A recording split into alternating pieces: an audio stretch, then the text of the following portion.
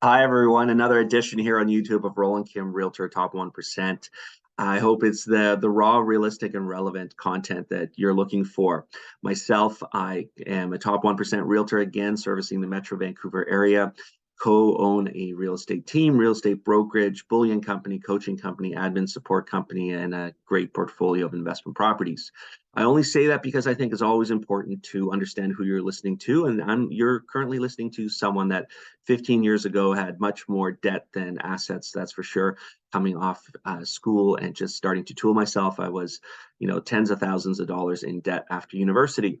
So my advice, my medicine and strategy has always been slow, steady, and consistent. And I truly believe that we can achieve a 10% improvement annually, and compound interest is one of those beautiful laws, kind of like gravity.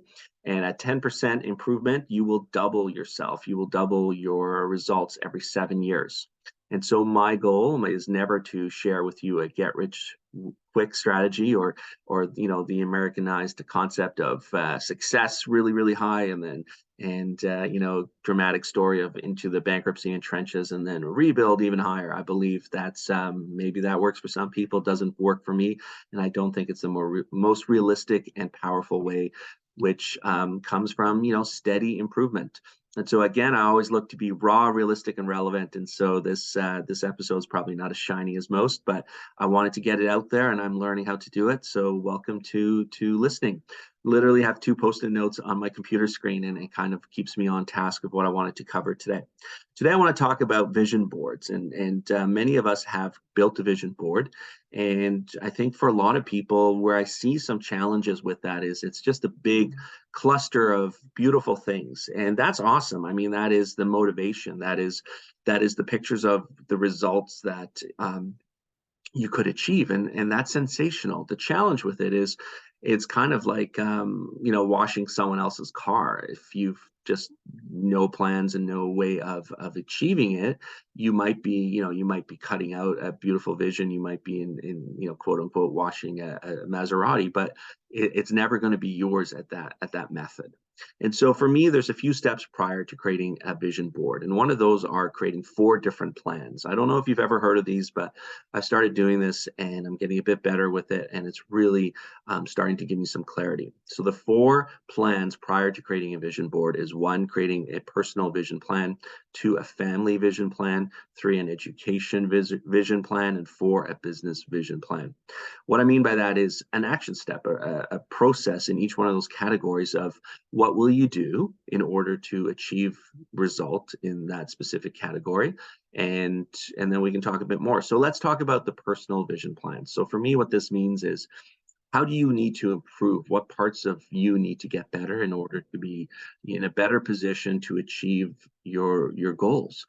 So for a lot of people, that is, it's getting calmness, mental clarity, perhaps working through some past trauma. So it might be counseling, it's fitness, it's losing weight, it's getting healthy, it's finding personal time. Especially all you busy working moms, you're such a testament of amazingness, because most of you are running the household while trying to run the family and the kids, and very few of you are putting personal time aside. So personal vision plan is really important. And so it doesn't even have to be a lot. Like, all these plans don't have to be dramatic, because you're probably doing so little right now in any of these areas that even if you booked once a quarter, maybe it's a lunch with a friend. Maybe it's once a quarter you go and you book yourself into a hotel overnight, and it's just you and a friend. You're going to go out for dinner, you're going to relax, there's no kids around, there's no partner around, and it's really personal time for you to just relax. Maybe it's going to the gym twice a week, and so you're going to put steps in place, maybe buy a gym membership, a personal trainer. And again, the personal vision plan is really to focus on yourself, because it's kind of that old concept of, if you're on an airplane, they all tell you, if the plane is going down, you put the mask on yourself first before you can help other people. And we've really lost that in our life. And so I kind of want to bring that back by, the first most important plan is your personal vision plan. How are you going to protect yourself and make yourself better? Secondly is your family vision plan. And simply because that, for most of us, is the most important thing besides ourselves. What the family vision plan looks like is figuring out, what are the key family dates that are important to you. Maybe you'll have vacation or a tradition that you need to make sure to schedule. Your kids, if you have kids, might be in a lot of sports or different events, and you after going through one year, you probably understand some of the key weekends or scheduling features. So make sure that you are, one, getting those dates into your calendar, and two, creating a vision plan so you don't overschedule yourself or overcommit. Number three, educational vision plan. So that's really been something that I've been succeeding at and enjoying. And so what I do is I look for 4 to 6 different events where I get away from the family and my working in the business in Vancouver, and I go and pour into myself. So every February, I have a standing appointment to go with Keller Williams to the family reunion. It fills my bucket. It's emotionally rewarding. It's entertaining and fun, and it's also, as an indirect result, very successful for my business because I do a lot of alignment with other realtors and referrals and build my sphere.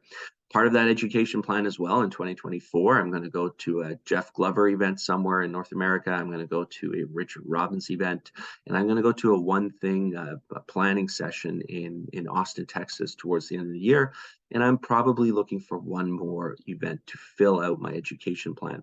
Part of my education plan as well is I'm part of a book club in Vancouver where we meet every 6 weeks and we, review a book or that I would never pick myself, and so it's broadening my perspective, my knowledge base, and I'm also minimizing the time I spend watching TV, and I'm far more into podcasts and audiobooks, and so all of that is in my education plan because a lot of us adults, if we're not actively figuring out what are we going to pour into our brain, into ourselves, once we leave, structured education, it can be a real risk of not, broadening yourself, not strengthening yourself. And so the education vision plan is really important. Make sure you understand what you want to learn and how you're going to find the time to do it. And then the fourth is your business vision plan. So you've probably already built a business plan, but the vision plan is more the key steps and scheduling. Maybe it's scheduling the reflection time, the time that you want to work on your business while you're thinking about your business. I actually schedule that in the morning. When I get up early, I spend 20 minutes in the hot tub. I scribble a bit on a book that I'm working on, and I also, brainstorm and think about my different businesses and how can I make them stronger, where, what are the audacious creative things that I could do, and then what are realistic things I want to, put in place. And so I always have a book with me. I enjoy that quiet time before the kids get up. No one else is disturbing me. And I'm working on my business in that time. And so that's part of my business vision plan. So I really understand, my timing. With all that information, I really think you can create a powerful vision board. And so that cool part of a vision board is it very quickly reminds you of things when you look at it.